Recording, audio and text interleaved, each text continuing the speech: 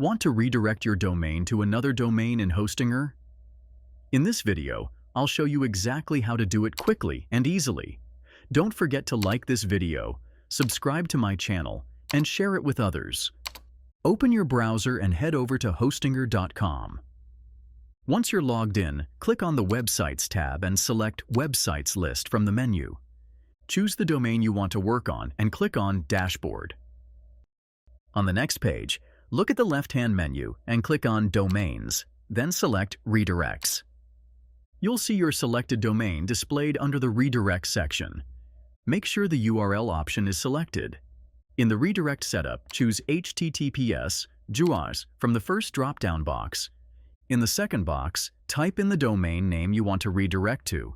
But remember, don't include HTTPS JS here, as it's already selected in the first box.